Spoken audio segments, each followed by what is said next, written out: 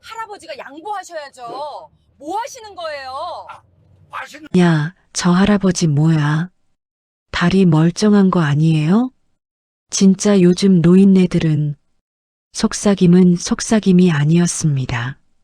버스 안에서 나지막하게 오가는 말들은 창문 너머 스쳐 지나가는 서울의 아침 풍경보다 훨씬 선명하게 공기 속을 파고들었습니다. 박상호는 그 말들을 들었습니다. 듣지 못한 척했을 뿐입니다. 서울의 이른 아침은 언제나 같은 얼굴을 하고 있습니다. 새벽 창기가 채 가시지 않은 골목길, 편의점 유리문 안쪽에서 새어나오는 형광등빛, 출근 인파에 떠밀리듯 걸음을 재촉하는 사람들의 발소리. 이 도시는 매일 아침 같은 소음으로 깨어나고 같은 피로를 안고 하루를 시작합니다. 박상호의 하루도 다르지 않습니다. 아침 6시 40분, 그는 낡은 점퍼 지퍼를 목까지 올리고 현관문을 나섭니다. 오른손에는 보온병 하나, 왼손에는 낡아 빠진 장바구니 하나. 장바구니 안에는 동네 복지관에 가져다 줄 반찬통 2개가 들어 있습니다. 매주 화요일과 목요일 그는 이 길을 걷습니다. 10년째입니다. 아파트 단지를 빠져나와 큰 길로 접어들면 정류장까지는 걸어서 7분 거리입니다. 보통 사람의 걸음으로는 그렇습니다. 상호에게는 12분이 걸립니다. 그는 서두르지 않습니다. 서두를 수가 없습니다. 오른쪽 다리에 힘이 잘 실리지 않아서 걸음걸이가 약간 불규칙합니다. 왼발이 먼저 나가고 오른발이 살짝 끌리듯 따라옵니다. 그 리듬에 익숙해진 지는 오래되었습니다. 정류장 벤치에 앉아 버스를 기다리는 동안 그는 보온병 뚜껑을 열고 한 모금을 마십니다. 둥글레 차입니다. 아내가 살아있을 때 즐겨 끓이던 차입니다. 아내가 떠난 뒤에도 그는 같은 차를 끓입니다. 특별히 좋아해서가 아니라 그냥 그렇게 하는 것이 이 아침을 버티게 해주기 때문입니다. 버스가 옵니다. 346번. 이 버스를 타면 복지관 앞 정류장까지 16개의 정거장을 지납니다. 상호는 카드를 찍고 천천히 계단을 오릅니다. 운전석 뒤쪽, 노약자 배려석 가장 끝자리. 항상 앉는 자리입니다. 오늘은 다행히 비어 있습니다. 그는 장바구니를 무릎 위에 올려두고 창문 쪽으로 몸을 약간 기울입니다. 버스가 움직이기 시작합니다. 차창 밖으로 서울이 흘러갑니다. 아직 열리지 않은 가게들, 반쯤 거친 셔터들, 골목 어귀에서 담배를 피우는 중년 남자. 이 도시의 아침은 화려하지 않습니다. 그저 조용히 어쩔 수 없이 또 하루를 시작하는 얼굴들로 가득합니다. 상호는 그 얼굴들을 바라봅니다. 누가 무언가를 잃어버린 표정을 하고 있는지, 누가 오늘따라 유독 지쳐 보이는지. 젊은 시절 그는 서울의 한 중학교에서 국어를 가르쳤습니다. 32년 동안 사람의 얼굴을 읽는 일이 습관이 된 것은 그 시절부터입니다. 교실에서 아이들의 눈빛을 살피던 것처럼 그는 지금도 버스 안에서 사람들의 표정을 읽습니다. 말없이, 소리 없이. 오늘 아침 버스는 평소보다 조금 더 혼잡합니다. 3번째 정류장을 지나면서 입석 승객이 생기기 시작했고 5번째 정류장에 이르러서는 통로까지 사람들이 들어찼습니다. 상호는 창밖을 봅니다. 하늘은 잿빛입니다. 비가 올 것 같은 하늘입니다. 그때 버스가 다음 정류장에 멈춥니다.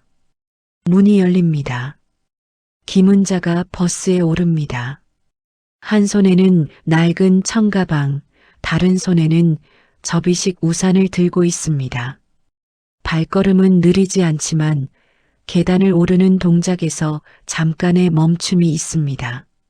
무릎이 좋지 않다는 것을 그 움직임을 보는 사람이라면 짐작할 수 있습니다. 카드 단말기에 교통카드를 갖다 대는 손이 약간 떨립니다. 버스 안을 한번 훑습니다.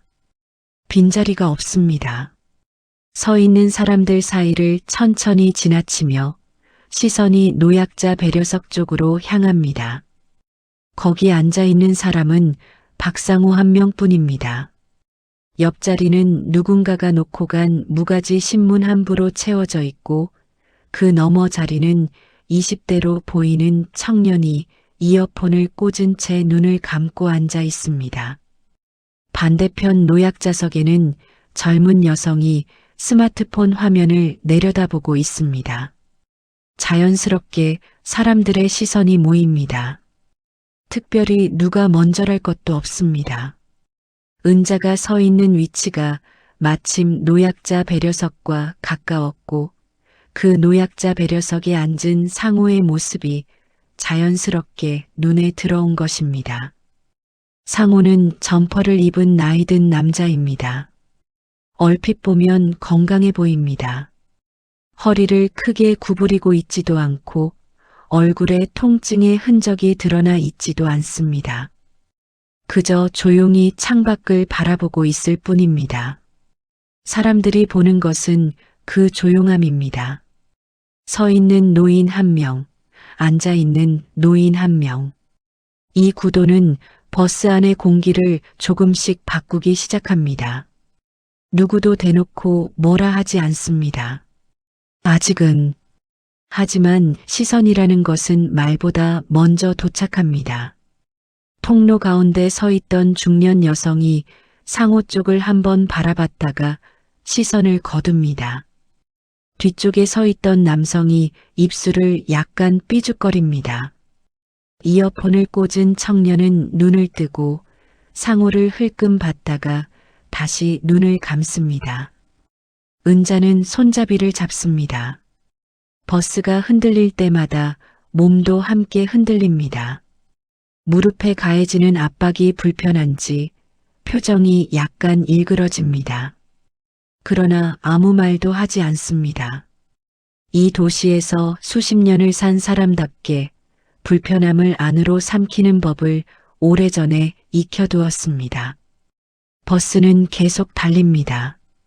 그리고 버스 안의 공기는 점점 더 조여듭니다. 이 긴장감의 실체는 사실 단순합니다. 아무도 나서지 않는다는 것. 이어폰을 꽂은 청년도, 스마트폰을 보던 여성도, 시선을 거둔 중년 여성도 각자의 이유로, 각자의 방식으로 모두가 한 발짝 물러서 있습니다. 그 틈에서 박상호는 여전히 창밖을 바라보고 있습니다.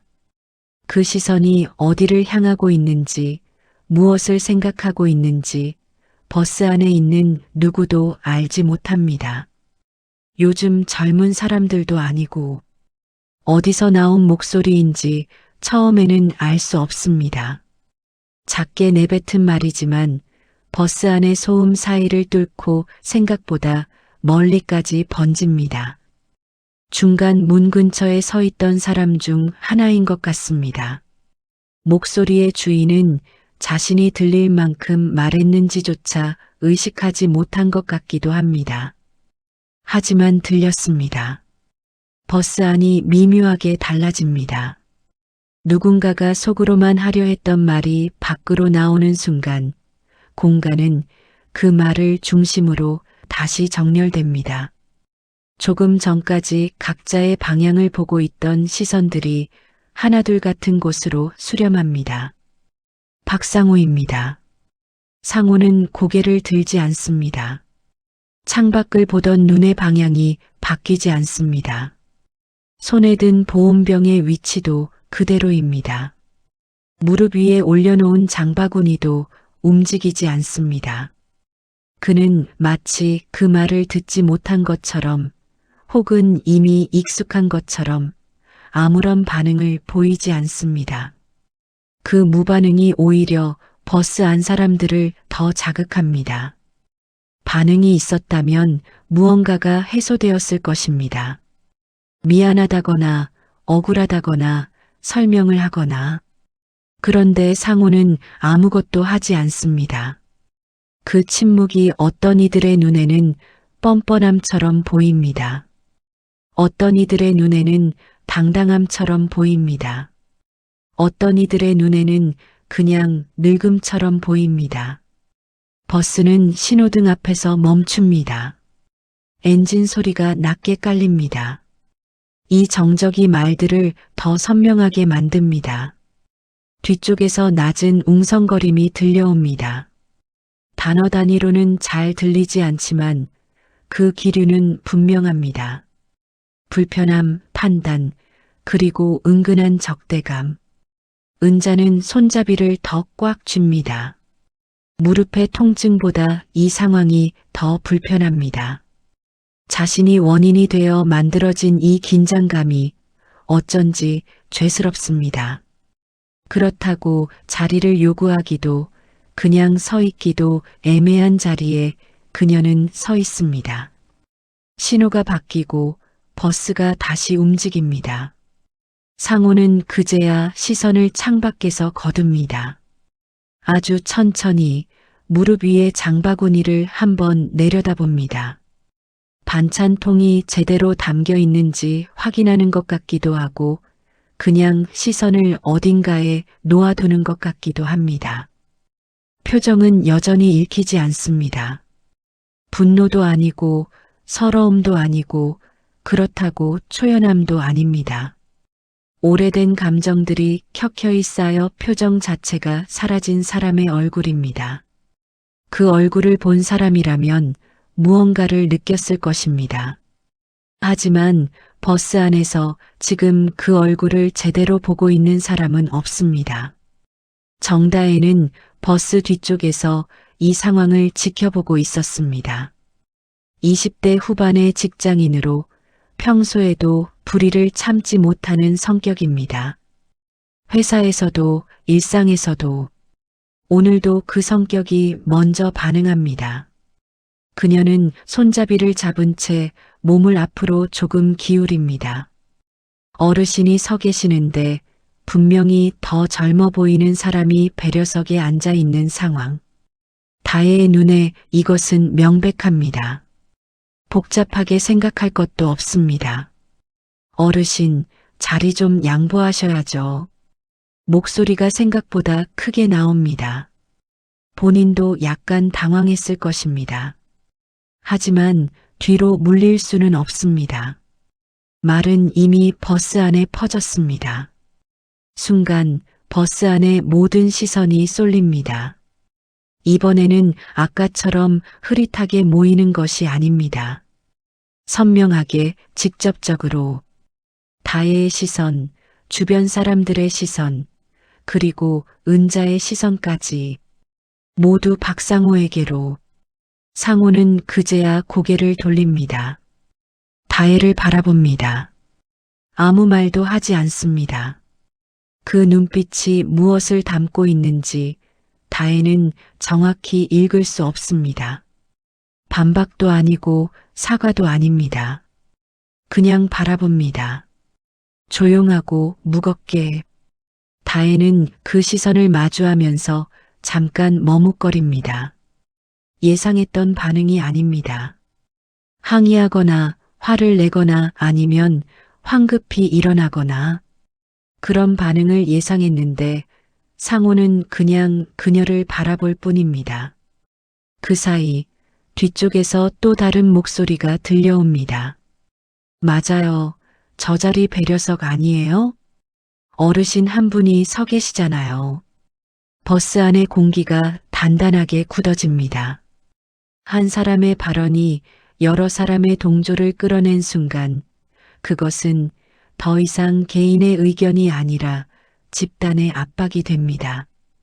상호는 그 압박의 한가운데 앉아 있습니다. 그래도 그는 일어나지 않습니다. 다혜는 한 발 더 나아갑니다. 상호의 옆자리에 놓인 신문을 가리키며 이 자리도 비어있지 않냐는 듯 눈짓을 합니다. 상호는 신문을 집어 장바구니 위에 올려놓습니다. 자리가 비어집니다. 그런데도 그는 일어나지 않습니다. 다혜는 조금 당황합니다. 이 상황을 어떻게 이어가야 할지 잠깐 생각이 멈춥니다. 버스 안의 사람들도 비슷한 상태입니다. 압박을 넣었는데 반응이 없을 때의 어색함. 그것이 공기 속에 두텁게 깔립니다. 그 어색함 속에서 상호의 오른손이 천천히 움직입니다. 장바구니 손잡이를 더 단단하게 감아줍니다. 무릎 위에 올라와 있는 손이 아주 미세하게 떨립니다. 박상호는 아무 말도 하지 않습니다. 그것이 이 상황에서 가장 이해하기 어려운 부분입니다. 억울하다면 말을 해야 합니다. 미안하다면 일어나야 합니다.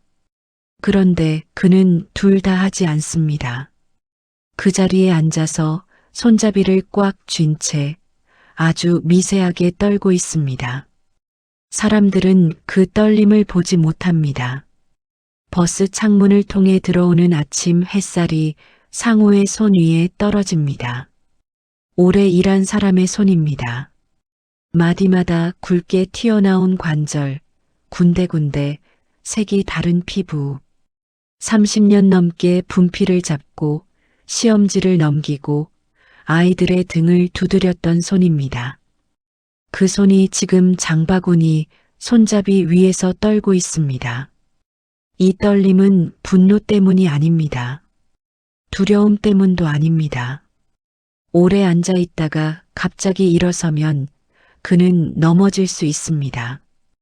이것이 사실입니다. 버스가 달리는 동안 좌석에서 일어나 손잡이를 잡기까지의 그 짧은 순간 오른쪽 다리에 힘이 제대로 실리지 않으면 무게 중심을 잃습니다. 그것을 그는 알고 있습니다. 경험으로, 몸으로 오래전부터 알고 있습니다. 그래서 그는 쉽게 일어나지 못합니다. 그렇다고 그것을 설명하지도 않습니다. 설명할 말을 모르는 것이 아닙니다. 말을 꺼낼 입이 없는 것도 아닙니다. 다만 이 버스 안에서 이 사람들에게 자신의 몸을 설명하는 일이 어쩐지 너무 큰 일처럼 느껴집니다. 30년 넘게 교단에 섰던 사람이 지금은 버스 안에서 자신의 다리를 해명해야 하는 상황입니다. 그는 그냥 조용히 있기로 합니다. 늘 그래왔듯이 버스 통로에서는 여전히 시선들이 오갑니다. 다혜는 아직 그 자리에 서서 상황이 정리되기를 기다리고 있습니다. 은자는 손잡이를 잡은 채 눈을 내리깔고 있습니다. 이 상황이 자신 때문에 벌어졌다는 죄책감과 그래도 안고 싶다는 본능 사이에서 어딘가 굳어 있습니다. 버스가 다음 정류장에 멈춥니다. 몇 사람이 내리고 몇 사람이 탑니다. 문이 닫히고 버스가 다시 출발합니다. 상황은 해결되지 않은 채로 다음 구간으로 넘어갑니다. 상호는 창밖을 다시 바라봅니다. 서울이 흘러갑니다. 가게들이 조금씩 문을 열기 시작합니다. 커피숍 간판에 불이 켜지고 한 남자가 자전거를 타고 골목을 빠져나갑니다. 이 도시는 이 버스 안의 일을 모릅니다. 창밖의 세계는 아무 일도 없다는 듯 평온합니다. 그 평온함이 상호에게는 위안이 됩니다. 아주 조금. 버스가 사거리를 지납니다. 신호가 바뀌는 타이밍을 맞추려는 것인지 속도가 약간 올라갑니다. 차선을 바꾸는 버스 특유의 흔들림이 한 번 옵니다. 서 있는 사람들이 일제히 몸을 기울이고 손잡이를 더 단단히 잡습니다. 그 순간입니다. 앞쪽에서 무언가가 도로로 뛰어듭니다. 갑작스러운 상황. 운전기사가 브레이크를 밟습니다. 급격하게, 강하게.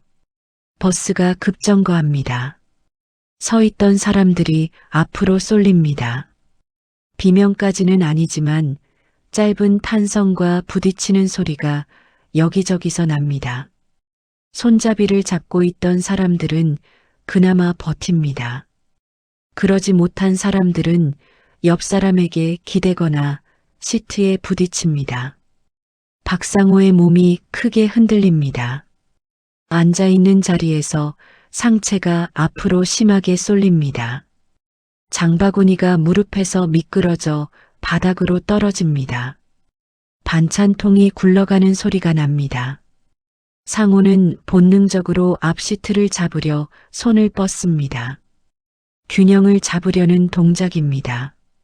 그 과정에서 그의 오른쪽 바짓단이 올라갑니다. 순간입니다. 아주 짧은 순간. 보이는 것은 금속입니다. 은빛 지지대가 종아리를 감싸고 있습니다. 플라스틱과 금속이 결합된 형태의 보조기구. 오래된 물건입니다.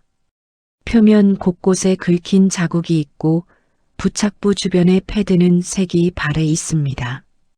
오랜 시간 몸과 함께 마모된 것들이 그 위에 쌓여 있습니다. 바짓단이 내려갑니다. 순식간에 상호는 아무렇지 않게 혹은 아무렇지 않은 척 흘러내린 장바구니를 집어 다시 무릎 위에 올립니다. 굴러간 반찬통 쪽으로 손을 뻗지 않습니다. 닿지 않아서이기도 하고 일어서지 않으려는 것이기도 합니다. 그것을 본 사람이 몇 명입니다. 다혜가 봤습니다. 그녀는 방금 전까지 상호를 향해 서 있었기 때문에 바짓단이 올라가는 것을 정면에서 목격했습니다. 그 순간 무언가가 그녀의 머릿속에서 빠르게 재배열됩니다. 조금 전까지 구성했던 이 상황의 구도가 한꺼번에 흔들립니다. 은자도 봤습니다. 그녀는 상호와 가장 가까운 곳에 서 있었습니다. 금속 지지대가 눈에 들어오는 순간 손잡이를 쥔 손에서 힘이 빠집니다. 자신이 서 있는 것이 갑자기 다른 의미를 갖는 것 같은 기분. 정확히 설명하기 어렵지만 무언가가 몸 안쪽부터 서늘해집니다. 뒤쪽에서 2명쯤이 더 봤습니다. 그들은 아무 말도 하지 않습니다. 아까처럼 웅성거리지도 않습니다. 그냥 봤습니다. 박상호는 오래 서 있을 수 없는 몸입니다. 그것이 사실입니다. 화려하게 설명할 것도 드라마틱하게 드러낼 것도 없습니다. 그저 그는 서 있기 어렵고 그래서 앉아 있었던 것입니다. 그 단순한 사실이 이 버스 안에 모든 사람들이 지난 몇 분 동안 만들어온 이야기를 조용히 무너뜨립니다. 반찬통이 통로 한가운데 멈춰 있습니다. 뚜껑은 닫혀 있습니다. 아무도 그것을 주워주지 않습니다. 아직은 버스 안이 조용해집니다. 아까와는 다른 종류의 조용함입니다. 아까의 침묵이 판단을 머금은 것이었다면 지금의 침묵은 무언가를 내려놓는 것에 가깝습니다. 아무도 말을 하지 않습니다. 그 말 없음이 지금은 다른 방향을 향하고 있습니다. 정다혜는 자신이 서 있는 자리에서 움직이지 못합니다. 정확히는 움직이고 싶지만 어떻게 움직여야 할지를 모릅니다. 아까까지만 해도 이 상황이 명확했습니다. 서 있는 어르신, 앉아 있는 사람, 자리를 비워야 하는 쪽. 그 구도가 지금은 완전히 다른 것이 되었습니다. 그녀는 입을 열어 무언가를 말하려다 다시 닫습니다. 미안하다고 해야 할까요? 사과라는 것이 어색하게 느껴지는 것은 자신이 했던 말이 틀린 말이 아니라고 여전히 어딘가에서 느끼기 때문입니다. 배려석에 앉은 사람에게 양보를 요청하는 것이 잘못은 아닙니다. 다만 그 사람의 사정을 알지 못했던 것이 문제입니다.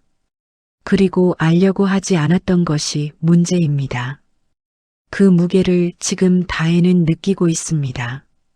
김은자는 조심스럽게 상호를 바라봅니다.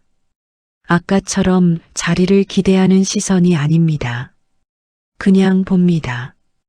이 노인이 어떤 아침을 보내고 있는지를 그녀도 지금에야 조금 다르게 생각하고 있습니다.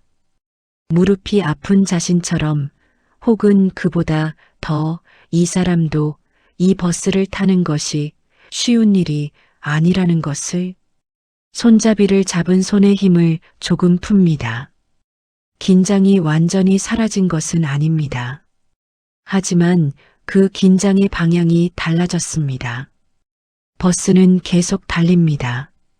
통로에 멈춰 있던 반찬통, 그것을 청년이 천천히 몸을 굽혀 짚습니다. 아까 이어폰을 꽂고 눈을 감고 있던 청년입니다. 말없이 집어서 상호의 옆자리 위에 올려놓습니다. 눈을 마주치지 않습니다. 상호도 고맙다는 말을 하지 않습니다. 그냥 그렇게 됩니다. 이 작은 동작이 버스 안 공기를 미세하게 변화시킵니다. 상호는 시선이 자신을 향하고 있다는 것을 알고 있습니다. 예전부터 알고 있었습니다.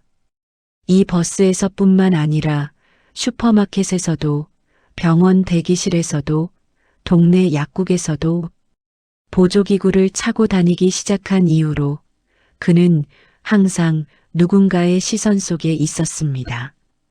그 시선들 중에는 동정이 있었고, 불편함이 있었고, 때로는 오늘처럼 오해가 있었습니다. 그때마다 그는 조용히 있었습니다. 설명하지 않았습니다. 해명하지 않았습니다. 그것이 옳은 선택이었는지는 모릅니다. 다만 그 방법밖에 몰랐습니다. 그러나 지금 그는 처음으로 입을 엽니다. 크지 않은 목소리입니다. 버스 소음에 묻힐 것 같은 목소리이지만 이상하게 또렷하게 들립니다. 괜찮습니다. 익숙합니다. 은자를 향한 말인지, 다혜를 향한 말인지, 아니면 버스 안 전체를 향한 말인지 알 수 없습니다. 누구에게 하는 말이라고 지정하지 않은 채 그냥 공기 속에 내려놓는 것처럼 말합니다. 익숙합니다. 이 말은 여러 겹입니다. 이런 상황에 익숙하다는 것일 수도 있고, 이 몸으로 사는 것에 익숙하다는 것일 수도 있고, 오해받는 것에 익숙하다는 것일 수도 있습니다. 혹은 그 모든 것을 아울러 그냥 괜찮다는 것일 수도 있습니다. 버스 안 사람들이 그 말을 듣습니다. 더 숙연해집니다. 반발이나 화해 같은 반응이 아니라 무언가 아래로 가라앉는 것 같은 느낌. 상호의 말 한마디가 이 공간 안에서 그때까지 만들어진 모든 것들을 정리합니다. 아무것도 말하지 않았을 때보다 이 짧은 두 마디가 훨씬 많은 것을 담고 있습니다. 다혜는 눈을 내려깔고 이번에는 자신의 손을 내려다봅니다. 손잡이를 쥔 손, 아무 말도 하지 않습니다. 말이 나오지 않는 것이 아니라 지금 이 순간에 어울리는 말이 없다는 것을 직감합니다. 어떤 사과의 말도, 어떤 위로의 말도 조금 전 상호가 한 두 마디보다 가벼울 것입니다. 은자는 천장 쪽을 잠깐 봅니다. 눈에 뭔가 차오르는 것을 느끼지만 그냥 두기로 합니다. 버스는 다음 정류장에 도착합니다. 문이 열립니다. 몇 사람이 내립니다. 그리고 잠깐의 정지 이후 누군가 좌석에서 일어납니다. 뒤쪽에 앉아있던 남성입니다. 아까 웅성거리던 목소리들 중 하나였는지도 모릅니다. 그는 말없이 일어나 앞으로 걸어가 비어있는 다른 자리 쪽으로 이동합니다. 자연스럽게 은자가 앉을 수 있는 자리가 생깁니다. 그리고 또 한 사람이 일어납니다. 이번에는 젊은 여성입니다. 스마트폰을 보고 있던 반대편 배려석에 앉아있던 사람입니다. 그녀도 아무 말 없이 일어나 손잡이를 잡고 섭니다. 은자는 잠깐 망설입니다. 앉아도 되는 것인지, 이것이 자신을 위한 것인지 확신이 서지 않는 것처럼 보입니다. 그러다 천천히 조심스럽게 자리에 앉습니다. 가방을 무릎 위에 올리고 등을 시트에 기댑니다. 무릎의 압박이 조금 줄어드는 것을 느낍니다. 버스 문이 닫힙니다. 버스가 다시 움직입니다. 차창 밖으로 서울이 다시 흘러갑니다. 조금 전과 같은 거리, 같은 하늘, 같은 가게들. 하지만 그 풍경을 보는 버스 안 사람들의 눈은 아까와 조금 다릅니다. 무언가를 목격한 뒤에 오는 조용함. 드라마틱한 사건이 벌어진 것도 아닙니다. 큰 화해가 이루어진 것도 아닙니다. 누군가는 여전히 자신의 핸드폰을 보고 있고 누군가는 이어폰을 다시 꽂았습니다. 그런데도 달라졌습니다. 박상호는 다음 정류장에서 내릴 준비를 합니다. 장바구니를 손에 꼽고 천천히 몸을 일으킵니다. 옆에 앉아있던 청년이 무의식적으로 자리를 조금 내주는 것처럼 움직입니다. 상호는 통로 손잡이를 잡고 한 걸음 한 걸음 앞으로 이동합니다. 천천히 그러나 흔들리지 않게. 버스가 정류장에 멈춥니다. 그는 내립니다. 계단을 조심스럽게 내려가 인도에 발을 딛습니다. 버스 문이 닫히고 버스는 다시 달려갑니다. 상호는 버스가 멀어지는 것을 잠깐 봅니다. 복지관까지는 여기서 조금 더 걸어야 합니다. 반찬통이 든 장바구니가 생각보다 무겁습니다. 하늘은 여전히 잿빛입니다. 비가 올 것 같은 날씨입니다. 그는 걷기 시작합니다. 왼발이 먼저 나가고 오른발이 따라옵니다.